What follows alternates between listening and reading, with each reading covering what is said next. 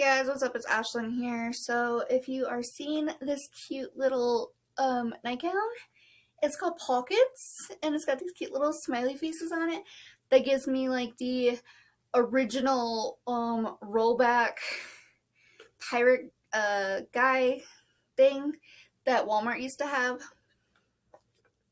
So anyway, we are on the middle shelf. I had to take these top ones off because they're causing so much dust on these ones. So I'm hoping we can get through these super quick. We got 37 minutes. Okay, if we can make it through these before my laptop dies, fantastic. So without further ado, let's just go ahead and get started. First thing I'm going to pull is The Greatest Zombie Movie Ever by Jeff Strand. I don't know if this is a middle grade, but this is just the cutest thing I've ever seen. And if it's talking about zombie, I'm not a big zombie fan, you guys know that, but I'm totally living for this book. So it says, after producing 3 horror movies that went mostly ignored on YouTube, Justin and his filmmaking buddies decide it's time they create something noteworthy, something epic. They're going to film the greatest zombie movie ever. They may not have money or a script, but they have passion, and after a rash text message, they also have the beautiful Alicia Howitt's Justin's crush as the lead. With only 1 month to complete their movie, a script that can't possibly get worse, and the hopes and dreams of Alicia on the line, Justin is feeling the pressure. Add to that a cast of uncooperative extras and incompetent production assistants, and Justin must face the sad, sad truth. He may actually be producing the worst zombie movie ever. And it says young adult fiction, so it's not middle grade. I don't know where we would put that. So, next. I can't spend too much time on these. If you have any questions, just leave them down in the comment section below. I just want to get this over and done with before my laptop dies. Next, we have Bookishly Ever After by Isabel Banderia. Ever After Book 1. Hey, we're winning here. We've got the first book. It's got these cute little pages in it, too. For the chapter headers, they have little books. It's kind of cute. Like, different, you know. Ooh, especially the little open book one. It's cute. Anyway, this is Any Perfect World. 16-year-old Phoebe Martin's life would be a book, preferably one filled with magic and a hot paranormal love interest. Unfortunately, her life probably wouldn't even qualify for a quiet contemporary. Everything changes when Phoebe learns that Dev, the hottest guy in the clarinet section, might actually have a crush on her. So Phoebe turns to the heroines in her favorite books for advice on a personality overhaul. But becoming as awesome as her book characters isn't as easy as it sounds. When another girl nets Dev for herself right out from under Phoebe's nose, she's crushed. Then to up the suckage, she gets assigned as his co-counselor at a 6th grade camp and has to spend an entire week tied to the hip with the one guy on the planet she wanted to avoid. Can she make it through the potential danger of romantic bonfires and nature walks without Dev figuring out she's still not over him? Or will her counseling career end in an emotional disaster? Can she ever go back to her happy world of fictional boys after falling for the real thing? Okay, it sounds like a little rom-com-y. Next, we have The Earthquake Bird by Susanna Jones, and this is a Netflix film. It's winner of the CWA New Blood Dagger for Best Debut. I have no idea whatsoever. This did come in the final, I believe it was the final Piece and Pages box. So, a haunting psychological thriller set in Tokyo, probing deep into the mind of a suspected murderer. Lucy Fly's friend is dead, her lover has disappeared, and as far as anyone is concerned, she's as good as guilty. And that's all I'm going to read on that. So that's like a... I don't know. I'm going to say that's Rami. This is thriller? Next, we have The Broken, the Apostle series, award-winning author Shelley Corriley. He took her life but left her alive. 3 years ago, reporter Kate Johnson was the first victim and only survivor of the broadcast butcher. Scared both physically and psychologically by the brutal serial killer, Kate lives life on the run, knowing that one day he will find her and finish what he started. In the pursuit of justice, you sometimes have to step outside the law. So that's all I'm gonna read because the broadcast butcher, hey, another serial killer, yes. So it's gonna be like dark. Stranger Things Have Happened. You Can't Always Believe What You See by Jeff Strand. Says Harry Houdini, Penn and Teller, David Copperfield, Marcus Million III. Okay, so Marcus isn't a famous magician. He may not even be a great magician, but his great-grandfather, the once legendary and long-retired Zachary the Stupendous, insists Marcus has true talent. And Grandpa Zachary boasts that he and Marcus are working on an illusion that will astonish and amaze. The problem, Marcus has stage fright in spades. It's one thing to perform elaborate card tricks in front of his best friend Kimberly, but it's an entirely different feat to perform an illusion with his great-grandfather in front of an audience. Then Grandpa Zachary dies in his sleep. To uphold his great-grandfather's honor, the show must go on. It would take a true sorcerer to pull off the trick Marcus has planned, but maybe he's the next big thing. I'm not sure. But the cool thing is one of our books we already have, it's by the same author. So it's by the same author as this one, so it can't be bad. I don't think it's, I don't know. I feel like it's kind of middle grade. I don't even know what category to put that in, so. Next we have Meet Me in the Middle, stories by Eric Schaller. Oh, Meet Me in the Middle of the Air. Dark miracles, black comedies, and an astonishing debut collection of short stories, Eric Schaller invites you to unlock the gates of Horn, to ascend the bridge of sighs, and to meet him in the middle of the air. There you'll encounter Edgar Allan Poe cavorting with Marilyn Monroe, intimate insects and blood red roses, apes and automata, and urban witches, parasites, and zombies. Explore the secret nightlife of the Oscar Wildes. Join the Spiro Mumbler on stage. March in the menagerie of madness and mayhem. Just don't look down, because all that's holding you aloft is air. Okay, that's dark, but it's an anthology type series, kind of. Next we have one of those hideous books where the mother dies by Sonia Sones. So, my name is Ruby. This book is about me. It tells a deeply hideous story of what happens when my mother dies and I'm dragged 3,000 miles away from my gorgeous boyfriend, Ray, to live in LA with my father, who I've never even met because he's such a scumbag that he divorced my mom before I was born. The only way I've ever seen him is in the movies, since he's this mega famous actor who's been way too busy trying to win Oscars to even visit me once in 15 years. Everyone loves my father, everyone but me. Well, my mother doesn't know what my girlfriend doesn't know. I don't know. That's another one I just, like, have no idea where to put it. Like, this one I know is going to be, like, a series. This one's a thriller. This one is a dark thriller. That one's dark, but it's an anthology. Okay. Chester Brown, I Never Liked You, a comic book. I'm not even going to, like, go into detail about this. It's a comic book, so it just automatically goes with, like, anthologies and all the other stuff. This song is Not For You, Laura Nowlin, author of If He Had Been With Me. Ramona fell for Sam the moment she met him. It was like she had known him forever. He's one of the few contestants in her life, and their friendship is just too important to risk for a kiss, though she really wants to kiss him. Sam loves Ramona, but he would never expect her to feel the same way. She's too quirky and cool for someone like him. Still, they complement each other perfectly, both as best friends and as a band.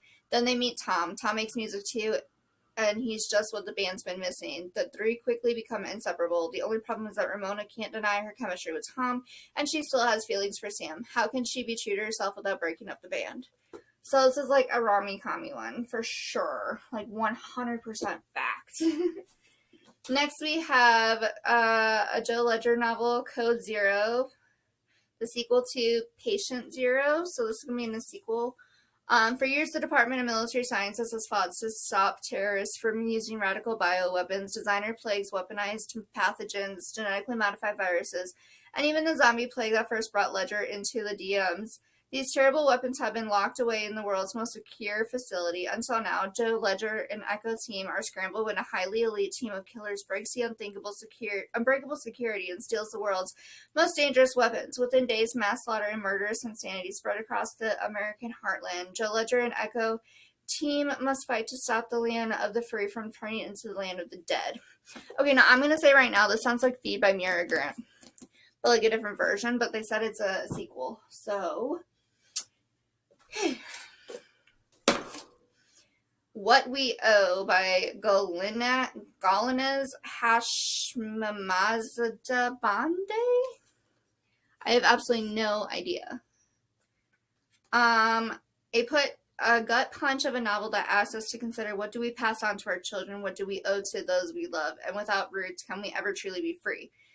Nahid has 6 months left to live, or so the doctors say. As at 50, she is no stranger to loss, but now as she stands on the precipice of her own death, just as she has learned that her daughter Aram is pregnant with her first child, Nahid is filled with both new fury and long-dormant rage. Her life back home in Iran and living as a refuge in Sweden has been about survival at any cost. How to actually live, she doesn't know. She has never had the ability or opportunity to learn. Here's an extraordinary story of exile, dislocation, the emotional minefields between mothers and daughters, a story of love, guilt, and dreams for a better future, vibrating with both sorrow and unquenchable joie de vivre. With its startling honesty, dark wit, and irresistible momentum, What We Owe introduces a fierce and necessary new voice in international fiction. I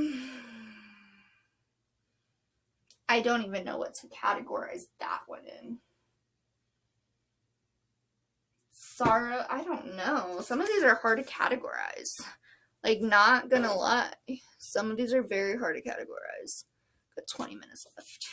Okay, so we have The Den by Abby Maxwell. This one gives me the creeps, just the cover itself. A luminous, hypnotic story of youth, sex, and power. The tales of two young women who find themselves ostracized from the same small New England community for the same reasons, though they are separated by 150 years.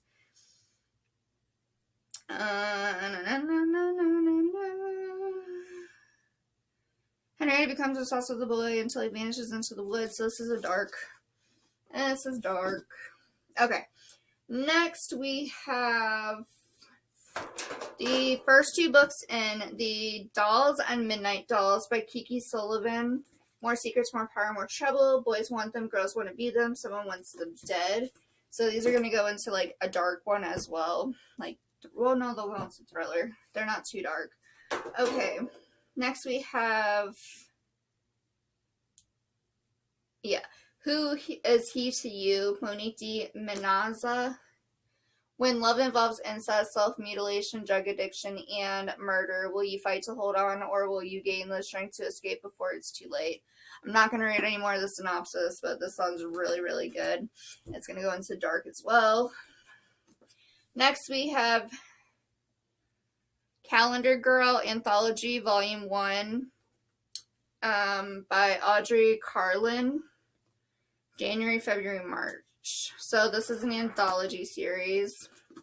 There's also one called Body, one called Mind, and one called Soul. So that's a Trinity trilogy. Mia Saunders needs money, a lot of money. She has 1 year to pay off the loan shark who has threatened her father's life and is coming after his unpaid gambling debts. $1 million to be exact. Why is it always $1 million with these guys? Seriously. Every time you turn around, I want $1 million. I want $1 million. I want $1 million. To Get to You, a wild air novel by Joanne Bischoff. Now, I picked this one up because this looks like a long-distance romance. It says, to get to the girl he loves, Riley Kane must head off on a road trip with the father he never knew, then pray for a miracle, a story of new beginnings and second chances. So this is definitely rom-com. Where did my rom-com section go? Oh. Okay. This one, I guess, will go in dark. Alright, so next we have Hexed by Michael Allen Nelson. The Sisters of Witchstone, the first novel based on the Hexed comic. This also gives me reminders of, like, what is it called? Tagged, because she kills somebody in that. I'm not going to read the synopsis. I just know that it's a series. Then you have Amber to Ashes, New York Times bestselling author, part 1 in the Torn Heart series by Gail McCough. They were a storm I never saw coming, an unforeseen heartbreak on the edge of a dangerous cliff. They became my addictions, each a needle to my next hit, my high. They were as opposite as fire and ice, yet I ached for them equally. Immoral, maybe. I say undeniable, uncontained. So this is another series. First. Okay, then we have Kara Taylor's. This is a series. Prep School Confidential, Rich Kids Can Get Away with Murder. I don't know what series this is. And then Wicked Little Secrets, a Prep School Confidential novel. Okay, so Prep School Confidential. I want to get these ones. They look like a lot of fun to read. That's another series. Then we have Girls on the Side by Carrie Pack. This year, the year is 1994 and Alternative is in, but not for alternative girl Tabitha Denton. She hates her life. She is uninterested in boys, lonely and sidelined by former friends at her suburban high school. When she picks up a Zine at a punk concert, she finds an escape an advertisement for a Riot Girl meetup. At the meeting, Tabitha finds girls who are more like her and a place to belong. Just as Tabitha is settling in with her new friends and beginning to think she understands herself, 18-year-old Jackie Hardwick walks into a meeting and changes her world forever. The out and proud Jackie is unlike anyone else Tabitha has ever known. Her feelings are for Jackie grows. Tabitha begins to learn more about herself and Rachel. Okay, so basically this is about being like a lesbian and coming out and stuff. So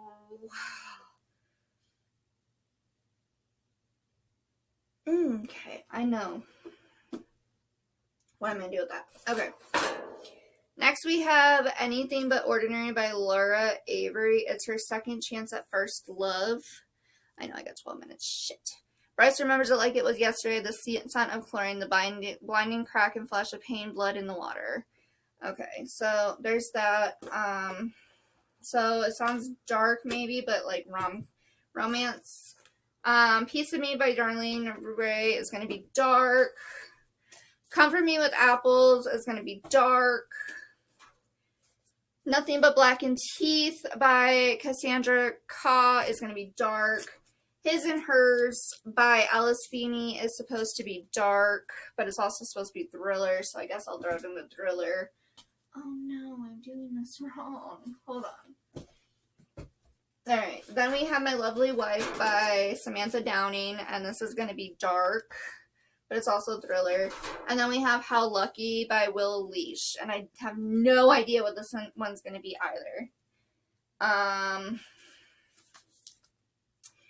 Leads a rich life in the university town of Athens, Georgia. He's got a couple of close friends, a steady paycheck working for a regional airline, and of course, for a few glorious days each fall, college basketball tailgates. He considers himself to be mostly a lucky guy, despite the fact that he suffered from a debilitating disease since he was a small child. One has left him unable to speak or to move without a wheelchair. Finding this one so moving, How Lucky is the unforgettable story of a fiercely resilient man living with a physical disability and his efforts to solve a mysterious unfolding right outside his door. Okay, so this one is going to be one of those I have no idea where the frick to put it. Alright, so that is everything. I hope that you enjoy this. I'm sorry that I'm like rushing, but I literally have less than 10 minutes left before my computer dies. It dies a lot faster, I forgot, when I'm online. So I hope you guys enjoy this. By the way, not sure if you guys followed up, but this is purple, okay? And it tastes like cotton candy. Just saying. Hope you guys have a good one. Bye.